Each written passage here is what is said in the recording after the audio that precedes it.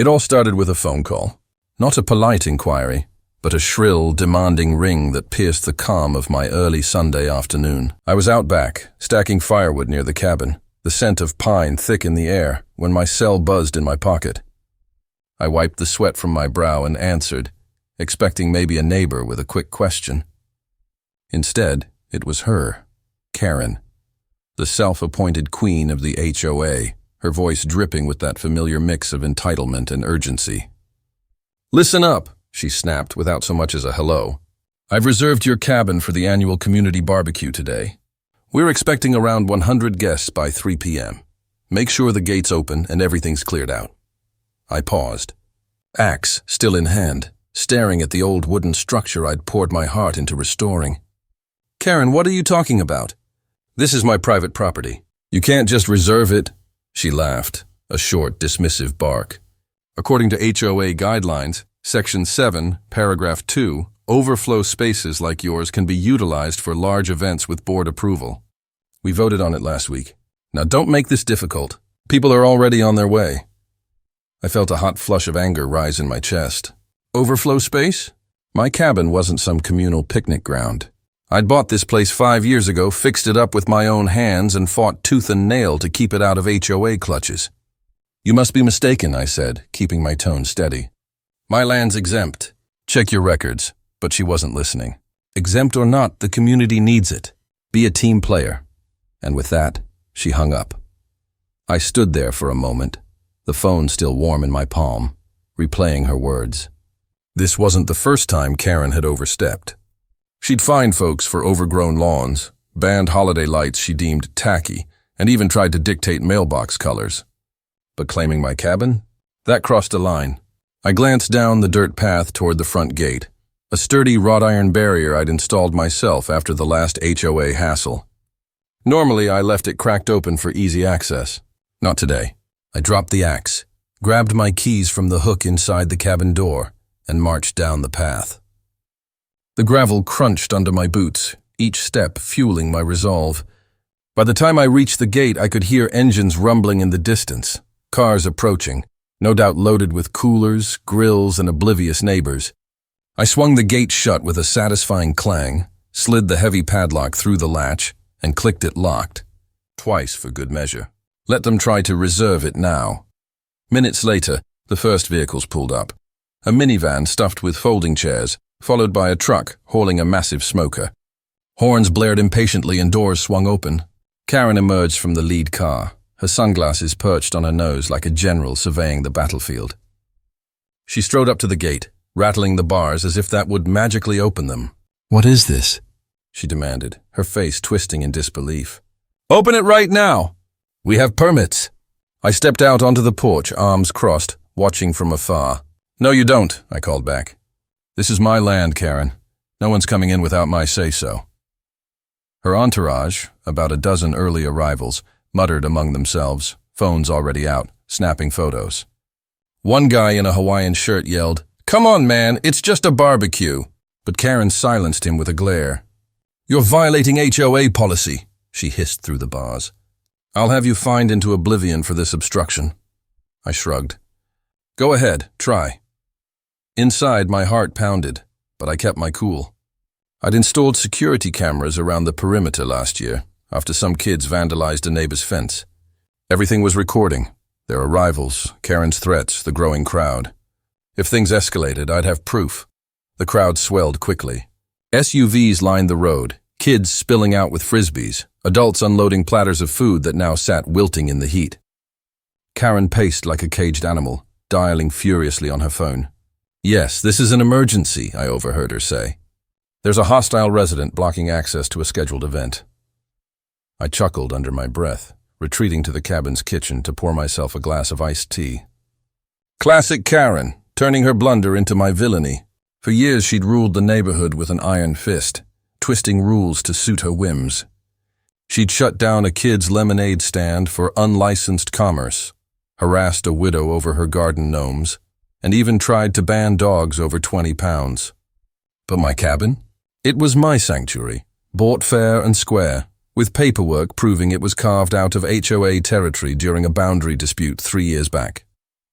She knew that, or should have. Yet here she was, gambling on bullying me into submission.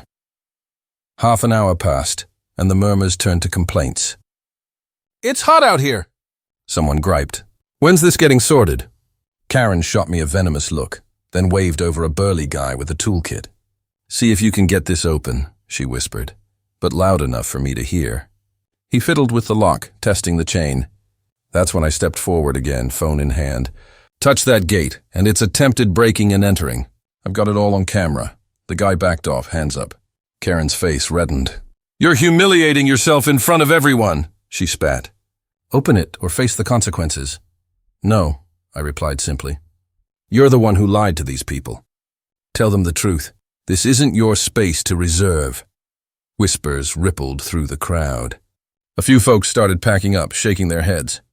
But Karen doubled down, rallying her loyalists. "Don't listen to him. He's always been a troublemaker." Then came the sirens. A sheriff's patrol car rolled up, lights flashing but no wail. The deputy climbed out, adjusting his hat, taking in the scene. 50+ people milling about, food spoiling, kids whining. Karen rushed him like he was her savior. "Officer, thank goodness. This man is illegally blocking our event. We reserved the cabin. It's HOA property." The deputy nodded politely, then turned to me. "Sir, mind explaining?" I walked down casually, pulling up my property deed on my phone. "Afternoon, deputy. This is private land. Here's the proof. Exempt from HOA since 2022. I handed him printouts I'd kept ready in a folder by the door. He reviewed them, eyebrows raising. Karen interjected. "But the rules say—" The deputy cut her off with a raised hand. "Ma'am, these documents check out. Without permission or a legal override, he can deny access." Karen's jaw dropped. "This is outrageous." Behind her, the crowd deflated, some laughing awkwardly, others glaring at her. The deputy tipped his hat to me. "Call if there's trouble." As he drove off, Karen stood there, fuming, her grand barbecue crumbling. But I knew Karen. Defeat wasn't in her vocabulary. She stormed back to her car, slamming the door, but not before shooting me one last glare. The guests dispersed slowly, grumbling about wasted time. I unlocked the gate briefly to let a few stragglers retrieve forgotten items, but locked it again tight. Peace returned to the cabin, but tension lingered.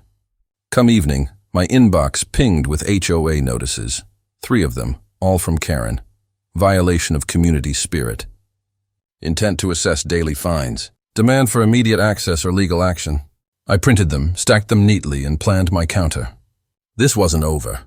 She'd regroup, and I'd be ready. The next day, I compiled my evidence. Deeds, surveys, even old emails from the HOA confirming my exemption. I fired off a message to the board, attaching everything. "Cease harassment, or I'll involve authorities." Hours later, a tepid reply from the vice president. "We'll look into it." But then, scrolling the neighborhood app, I saw it, a post from Karen. "Barbecue relocated to the cabin. Join us next weekend." My name tagged, my address listed. Lies bold as day. I commented, "False private property." Trespassers prosecuted. The post deleted soon after, but screenshots saved. She was escalating, painting me as the villain. That night, alarms blared at 1:15 a.m. Cameras showed shadows at the gate. 3 figures with bolt cutters. I grabbed my flashlight, heart racing, and shouted from the porch. "Back off! Sheriff's on speed dial!" They scattered, but I caught faces on video. One dropped a note, "Open up, or else." Karen's handwriting. Enough was enough. I bundled the footage and sent it to the HOA lawyer with a stern warning. The morning after the late-night gate incident, I woke to the quiet hum of the forest around my cabin. Sunlight filtered through the pines, casting long shadows across the porch where I sat with my coffee, replaying the previous day's chaos. Karen's audacity, claiming my property, rallying a crowd, and now sending goons with bolt cutters, had pushed me past irritation into cold determination. She thought she could wear me down with threats and sneaky tactics, but I wasn't some pushover neighbor she could bully with her clipboard and HOA rulebook.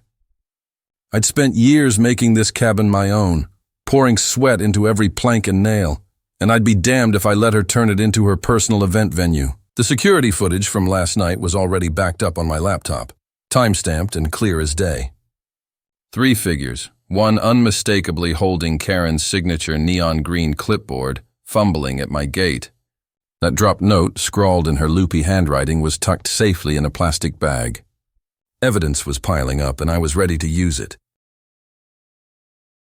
By noon, I'd driven into town to meet with a friend, Tom, who happened to be a retired attorney with a knack for property law. Over burgers at the local diner, I laid out the situation: Karen's reservation, the locked gate showdown, the sheriff's visit, and now the attempted break-in. Tom leaned back, chewing thoughtfully. "She's banking on you folding under pressure," he said, tapping the table. "HOAs like hers thrive on intimidation, but you've got the upper hand. Your land's exempt, and you've got proof. Push back hard, but smart." He suggested filing a formal cease and desist letter to the HOA board, copying the county sheriff's office for good measure. "And keep those cameras rolling," he added with a grin. "She's digging her own grave." I nodded, already drafting the letter in my head. Back at the cabin, I typed it up, short, sharp, and loaded with attachments: the deed, the 2022 HOA exemption agreement, screenshots of Karen's misleading app post, and stills from the security footage. "Any further attempts to access or claim my property will be treated as harassment and trespassing," I wrote. "Legal action will follow." I hit send, BCCing Tom and the sheriff's office, then leaned back, feeling the weight of my counterpunch. But Karen wasn't one to back down quietly. By evening, my phone buzzed with a new notification from the neighborhood app. There it was, another post from her, this time dripping with passive-aggressive venom. "Due to an uncooperative resident, our community barbecue has been unfairly delayed.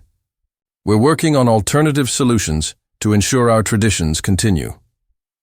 My address wasn't mentioned this time, but the implication was clear. Comments flooded in, some supportive of her, others questioning why she kept pushing. I didn't bother responding. Instead, I screenshotted it, added it to my growing folder, and forwarded it to the HOA board with a single line: "This needs to stop." An hour later, a reply came from the board's secretary, a nervous-sounding woman named Linda. "We're addressing this internally. Please bear with us," I snorted. Bear with them? They'd let Karen run wild for years, and now they were scrambling to cover their tracks. The next day brought a new surprise. I was clearing brush near the gate when a pickup truck rolled up, driven by a guy I recognized from the barbecue crowd, Hawaiian shirt guy from day one. He climbed out, hands raised like he was surrendering. "Hey man, I'm not here to start trouble," he said quickly. "Karen sent me to negotiate. She says if you let us use the cabin for just one day, she'll drop the fines and call it even." I almost laughed. "Negotiate? She sent you to bribe me into giving up my property." He shifted uncomfortably, clearly regretting his errand. "Look, she's saying it's for the kids, some charity angle. I don't know, I just want the drama to stop." I shook my head, pointing to the gate. "Tell Karen the answer's no. And if she tries anything else, I've got lawyers and cameras ready." He drove off, tailgate rattling. And I knew Karen wouldn't take that rejection lightly. Sure enough, by midweek, she escalated again. Wednesday morning, I found a stack of flyers taped to my gate. Bright yellow, impossible to miss. Community barbecue rescheduled. Join us at the cabin this Saturday for food, fun, and unity. My address was printed in bold, along with a clip art hot dog and Karen's name as event coordinator. I ripped them down, fury bubbling. She wasn't just lying now. She was doubling down, trying to rally the neighborhood into forcing my hand. I checked my cameras. Sure enough, footage caught a shadowy figure taping the flyers at dawn. The neon green clipboard was a dead giveaway. I saved the clip and called the sheriff's non-emergency line, reporting attempted trespassing and harassment. The dispatcher promised to send a deputy to take a statement, but I wasn't holding my breath for swift justice. Karen was counting on that, on bureaucracy moving too slowly to stop her. Friday night, I got a call from Linda, the HOA secretary. Her voice was shaky. "We've asked Karen to stand down," she said. "The board never approved this event and we're sorry for the confusion." Confusion again. I bit back a retort. "Linda, she's been harassing me for weeks. I've got video proof of her people trying to break my gate." "What's the board actually doing about her?" There was a long pause. We're holding an emergency meeting tomorrow to discuss her role. Please, just don't escalate this further, I hung up, unconvinced. Karen wasn't the type to wait for a board meeting. She was planning something, and I had a feeling Saturday, her rescheduled barbecue day, would bring it to a head. That night I barely slept, my motion sensors pinging twice after midnight. The cameras showed nothing but raccoons, but my gut told me to stay vigilant. By morning I was up at dawn, checking the gate and cameras. Everything was quiet, too quiet. Around 10 a.m. cars started rolling in. Not a flood like before, but a steady trickle. Families with coolers, kids with balloons, all pulling up to my locked gate. Karen's SUV was parked at the front, her standing beside it, handing out flyers like she was running for mayor. I watched from the porch, phone in hand, recording. She'd gone rogue, defying the board, the sheriff, and common sense. This wasn't just a barbecue anymore. It was her personal crusade to save face. The deputy arrived faster this time, pulling up just as Karen was waving people toward the gate. I walked down, calm but firm, and handed him my folder of evidence: deeds, emails, footage, flyers. She's trespassing and inciting others to do the same, I said. Karen, overhearing, stormed over. This is a peaceful community event. He's the one causing trouble. The deputy, unimpressed, skimmed my documents. Ma'am, I've seen this deed before. This land's private. You need to disperse, or I'm citing everyone here for trespassing. Karen's face crumpled, but she didn't budge. A few neighbors, sensing trouble, started packing up. Others lingered, filming, whispering. I could feel the tide turning. Karen's grip on the crowd was slipping. As the deputy began taking names, I caught Karen's eye. For the first time, there was no smugness, just raw frustration. She'd overplayed her hand, and she knew it. But I wasn't celebrating yet. Karen was like a cornered animal, dangerous when desperate. I locked the gate tighter that night, cameras on high alert, knowing this wasn't the end. The sun was dipping below the pines, casting an orange glow over the cabin as I sat on the porch replaying the day's events. Karen's second attempt at her community barbecue had crashed and burned, with the deputy dispersing her crowd and her lies exposed by my paperwork and footage. The gate stood firm, a silent sentinel against her schemes, but I knew better than to think she'd slink away quietly. Karen wasn't built for surrender. She'd been humiliated twice now, first by the locked gate, then by the sheriff calling her bluff in front of her loyalists. Her pride was wounded, and in my experience, a wounded Karen was a dangerous one. I sipped my coffee, now cold, and checked the security cameras one last time before nightfall. The road was empty, but my gut churned. She was out there, plotting her next move, and I had to be ready. By Sunday morning, the neighborhood app was buzzing again. Karen had posted a new message, this time cloaked in fake sincerity. Due to misunderstandings, our barbecue was postponed again. I'm working with the HOA to ensure fairness for all residents. Stay tuned for updates. The comments were split. Some neighbors praised her dedication, while others called her out. One even linking to my earlier comment about trespassing. I didn't engage.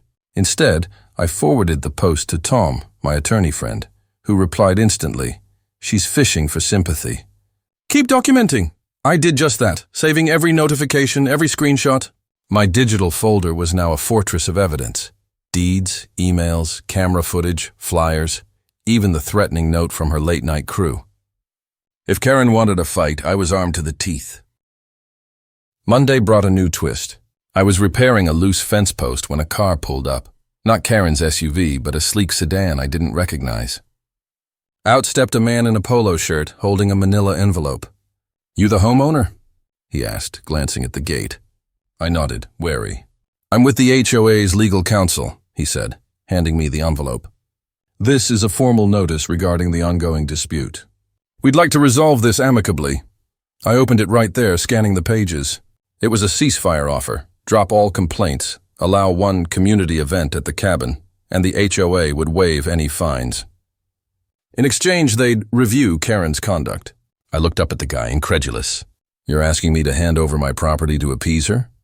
He shrugged, clearly uncomfortable. "The board's under pressure. Karen's claiming you're disrupting community harmony." I handed the envelope back. "Tell the board to read my deed. This ends when Karen stops lying." He left without another word, and I knew the board was scrambling to avoid a lawsuit. That afternoon, I got a call from Linda, the HOA secretary, her voice practically trembling. "We're holding a special meeting tonight to address Karen's actions," she said. "She's been removed as event coordinator, effective immediately. We're asking you to attend to present your case." I agreed, but not without a plan. I printed my entire evidence folder, deeds, surveys, footage stills, screenshots, the works, and arrived at the community center that evening with Tom by my side. The room was packed, neighbors whispering, Karen seated up front with a defiant scowl. The board president, a tired-looking guy named Greg, opened the meeting. "We're here to resolve the issue of unauthorized event planning on private property," he said, glancing nervously at me. Karen jumped in before I could speak, her voice sharp. "This isn't about private property. It's about one resident holding our community hostage. That cabin was always meant for shared use." Murmurs rippled through the crowd. I stood, calm but firm, and laid out my case. I held up the deed. "This proves my cabin is exempt from HOA control as of 2022. I passed around copies of the exemption agreement, then played the security footage on a laptop for all to see. Karen's goons at the gate, her flyers, her app posts. She's been harassing me, lying to you all, and trying to break into my property." The room went silent. Karen's face flushed crimson. "That's edited," she snapped, but no one bought it. Tom chimed in, his voice steady. "What we have here is a clear pattern of harassment and attempted trespass. My client's prepared to escalate this to court if needed." Greg raised a hand, cutting off Karen's retort. "Enough. We've reviewed the documents. The cabin is private property. Karen, your actions were unauthorized." A vote was called, and by a near-unanimous show of hands, Karen was suspended from all HOA activities for a year. She stormed out, muttering about injustice. For a few days, peace returned.